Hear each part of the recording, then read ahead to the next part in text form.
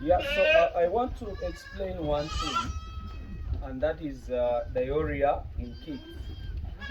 Many of you have been sending me messages. You're really asking me about how to handle the kids' diarrhea. I know this is a production season of which I would like you people to succeed. I think you see, this is what happens. There is always that kind of diarrhea in kids. You know, diarrhea is one of the issues that causes mortality in kids. It's one of, actually, it's the threat that we do. How do we minimize diarrhea in kids? One is by, it starts with the mothers. You get the mothers, I'm telling you, we always have to vaccinate the mothers. We vaccinate them with the Clostridium vaccine. I think you do remember that I told you when an animal is getting pregnant, or if an animal is pregnant, vaccinate the mother. Vaccinate using brucella. You can vaccinate with brucella at the onset of pregnancy, let's say in the first week or in the first month of pregnancy. Vaccinate brucella, and then vaccinate for Clostridium. Clostridium is a cocktail of many diseases that really attacks us, that really disturbs us in God. You get? So, if we vaccinate for Clostridium, it really helps us to prevent a number of diseases. And most of those diseases, those are the diarrheal diseases, like salmonellosis, E. coli bacillosis, tetanus. Tetanus is also among the Clostridiums. So we have a lot. It's a cocktail, but that vaccine really helps us to combine all those Clostridial diseases. So that the vaccine, we have many vaccines. We have a vaccine called Jovaclost. Jovaclost worked really very well, but there is Toxpra, there is Ultradol, and many others on the market. But if you want to prevent that, vaccinate the mother when it is pregnant. And then when it makes around 4 months, again revaccinate. You're boosting the immunity of the mother, and as well is transferring those antibodies to the kid. The kid that is born without Clostridium, this is what happens. So this is a kid of 1 week produced. It's 1 week old. I think you can see even diarrhea does not disturb this a lot. It doesn't mean that there is no diarrhea that can happen. The diarrhea can come, but we can handle. You get it? The animal already has antibodies against the diarrhea. But then when it comes and you give it drugs, it can respond there and there. So you people, what do we do?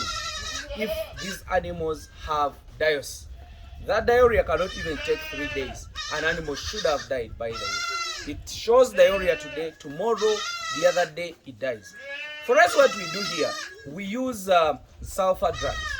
We have Baclin, we have as well Interflox, we also have sulfadimadine, but as well gentamicin can work. So we also give them gentamicin. And then oxy 10% as well, it works. So when an animal gets sick today, make sure that you give it the drug. What really causes a lot of trouble is an animal getting sick and then you take days minus, not severe. How do we do it? Like for us, every day, we try to check out for the animals. Like what I'm trying to do, where I am right now, this is a unit for a kid. I think you can see all these are kids. Inclusive of this woman is also a kid. He's also a kid, but a kid of 4 months. So now he's supposed to be out of here because we are supposed to tag it. So what do we do?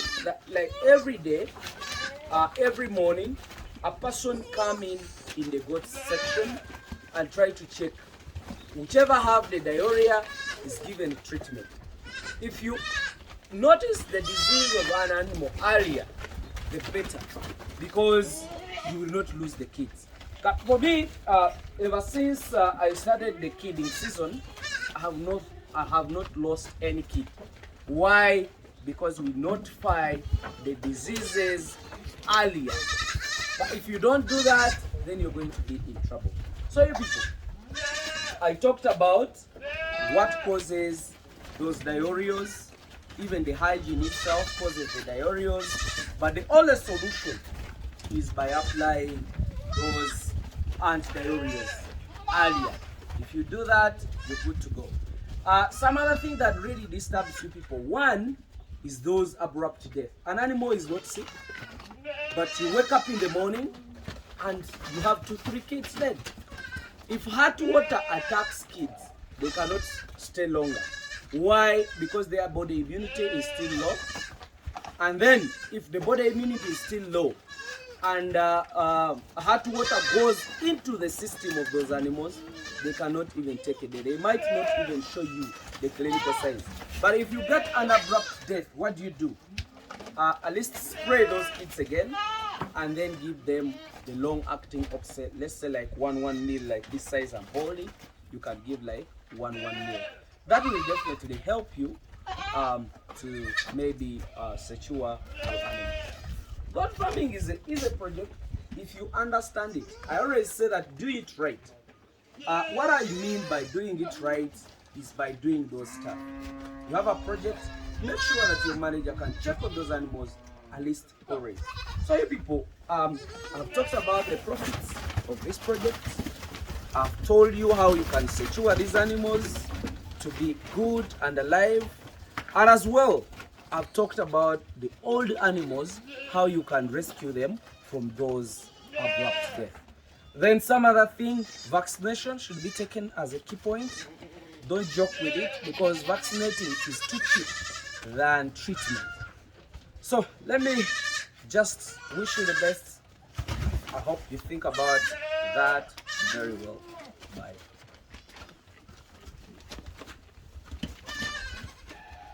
Adam,